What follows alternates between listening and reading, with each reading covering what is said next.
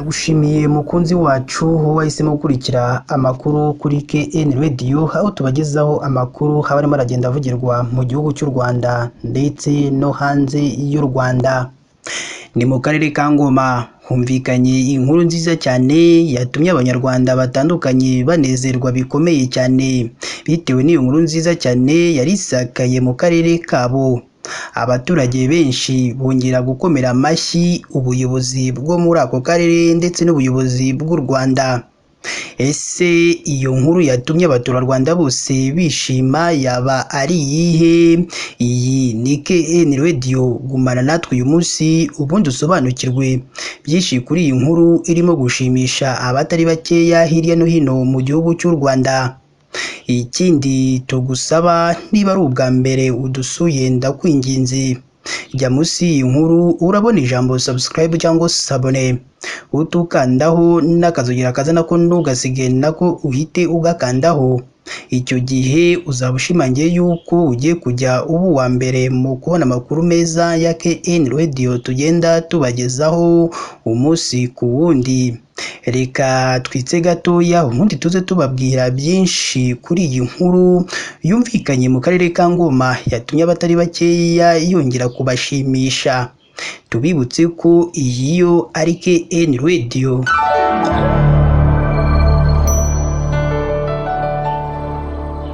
Reka nongere mbahe ikaze bakunzi ba KN Radio, aho tubagezaho amakuru aba arimo aragenda avugirwa mu gihugu cy'u Rwanda ndetse no hanze y'u Rwanda.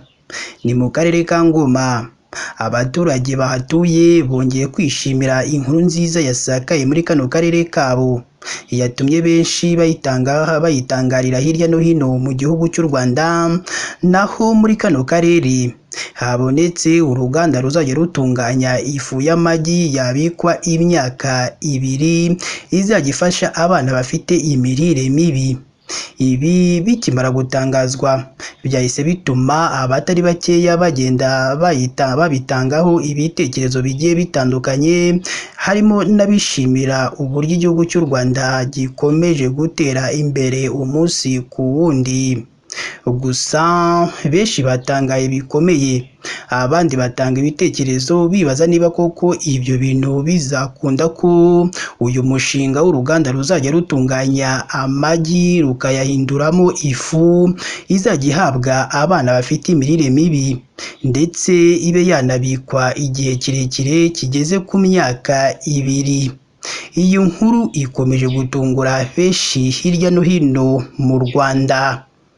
Iyi nkuru kandi nziza yabereye muri aka karere ka Ngoma, aho uyu mushinga watangajwe ko kubika amagi igihe kirekire bikomeje kuba ikibazo gituma bamwe mu bayacuruza bagira igihombo cyo kuyacuruza kuri make kugira ngo abe yabavaho atarinze abapfira ubusa, mu gihe bamwe barya amagi bayatogosheje, abandi bakayakoramo umureti cyangwa ibindi. Abashakashatsi bagaragaje ko yavamo n'ifu yavangwa n'igikoma ndetse ikaba yanabikwa igihe kirekire bitandukanye n'ubundi buryo amagi abikwamo. Ibi kandi byagaragajwe n'umuyobozi w'uruganda rwa Panovita rusanzwe rutunganya ifu y'ibinyampeke mu karere ka Ngoma, witwa Bizimana Jean Bosco. Aho yaganiriye na televiziyo y'u Rwanda, yerekanye ko kubyaza amagi ifu bishoboka kandi byanatanga umusaruro mu kurwanya imirire mibi mu banyarwanda, cyane cyane ku bana bagaragaza ko bafite imirire mibi.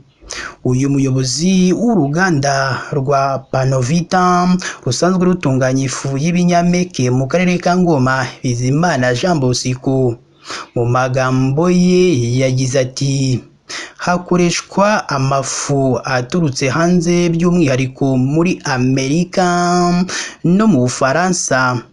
Nagiye gushaka ubumenyi kugira ngo ushake umusanzu natanga kugira ngo turwanye imirire mibi mu banyarwanda.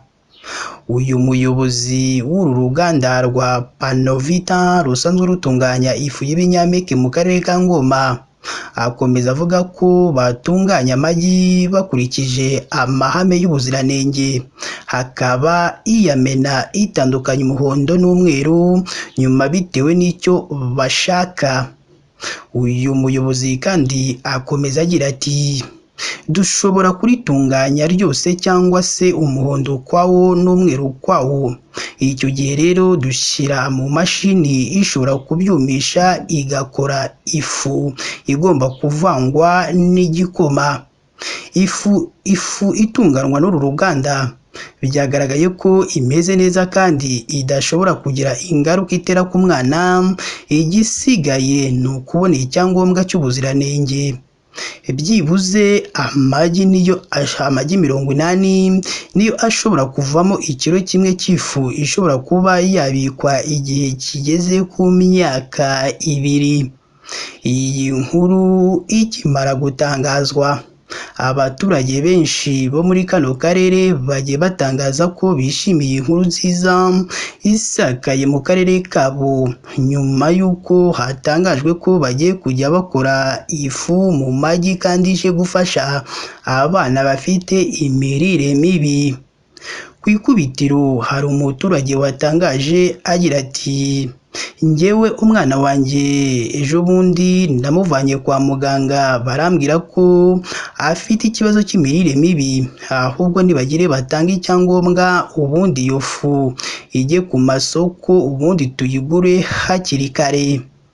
Iyi nkuru nziza rero abantu benshi hirya no hino mu gihugu cy'u Rwanda bagiye bayitangaho ibitekerezo bavuga ko igihugu cyacu gikomeje gutera imbere umunsi ku wundi.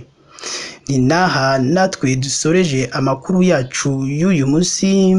Niba ari ubwa mbere udusuye ndakwinginze jya munsi y'iyi nkuru urabona ijambo subscribe cyangwa sabone, utukandaho n'akazogera kaza nako ntugasige nako gakandeho. Icyo gihe uzaba ushimangiye yuko ugiye kujya uba uwa mbere mu kubona amakuru meza ya KN Radio tugenda tubagezaho umunsi ku wundi. Si ibyo gusa kandi ugomba no kujya ahatangirwa ibitekerezo ukaduha igitekerezo cyawe, haba ari igishima ibyo tubaha ndetse n'ikitugira inama ibyo twazahinduraho mu makuru yacu tugenda tubaha umunsi ku wundi, kugira ngo tujye tubaha ibintu byiza kandi byizewe. Si ibyo gusa ugomba no gufata iyi nkuru yacu ukayisangiza abandi kugira ngo bajye bamenya aho ibyiza biri ko ari nta handi ari hano kuri KN Radio. Reka ngo mbese mbifurize kugira umunsi mwiza kandi Imana yo mu ijuru ijye ikomeza ibane namwe umunsi ku wundi.